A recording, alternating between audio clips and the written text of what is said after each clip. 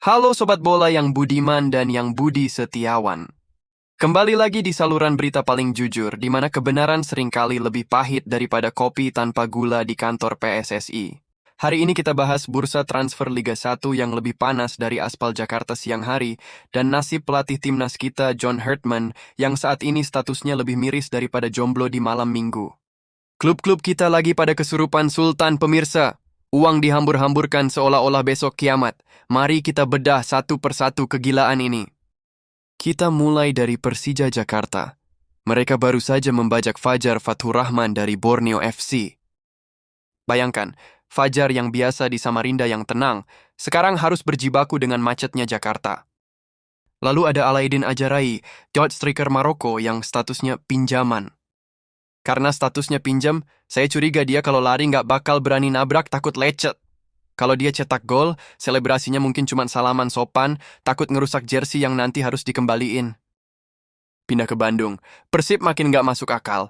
Mereka lagi PDKT sama Laifin Kurzawa, ex-PSG. Kurzawa yang biasanya kasih umpan ke Mbappe, sekarang bakal kasih umpan ke pemain lokal kita, yang kalau dikasih umpan lambung malah kontrol pakai tulang kering. Nah, kalau di Surabaya, Persebaya lagi main Tinder, tapi versi kejam. Pelatih Bernardo Tavares baru aja mendepak 5 pemain sekaligus. Bayangkan, tak 5 orang diputusin barengan.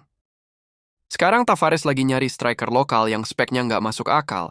Harus secepat kilat, setajam silet, dan kalau bisa gajinya seharga paket hemat McD. Pemain baru nanti tugasnya bukan cuma cetak gol, tapi nenangin bonek kalau timnya lagi puasa menang.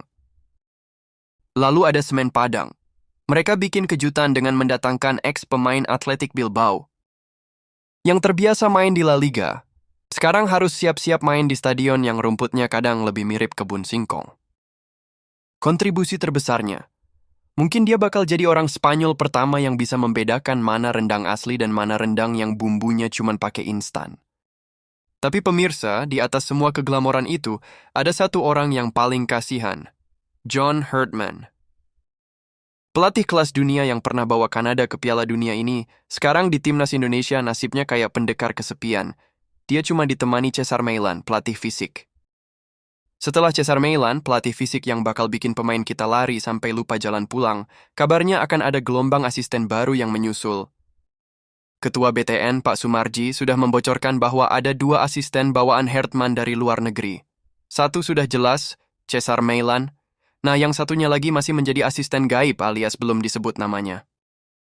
Apakah ini pelatih kiper, analis data, atau jangan-jangan ahli spiritual biar timnas nggak kena tiang gawang terus? Kita tunggu saja dalam 2 minggu ke depan.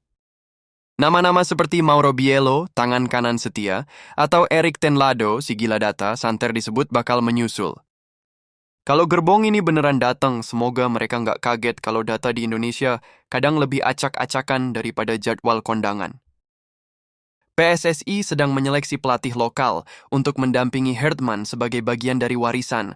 Nama-nama yang muncul adalah para legenda yang kita kenal. Nova Arianto, Kurniawan Dwi Yulianto, hingga Bima Sakti. Kabarnya Herdman akan menginterview mereka satu-satu. Bayangkan tesnya. Bisa nggak kamu tetap sabar saat netizen mulai teriak Herdman out, padahal liga baru jalan 2 pekan?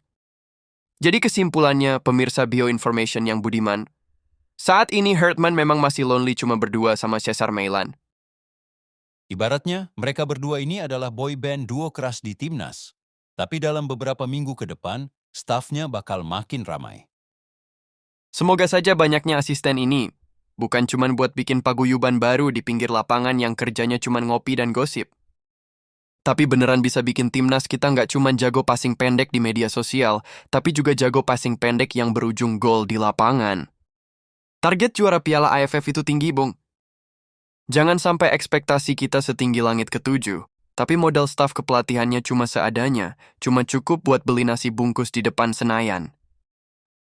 Semoga PSSI serius dalam membentuk tim kepelatihan yang solid. Oke guys, segitu dulu update sirkus sepak bola kita hari ini. Jangan lupa like, comment, dan subscribe biar BO Information makin semangat bikin kalian ketawa sambil mikir. Sampai jumpa di berita selanjutnya. Salam BO Information.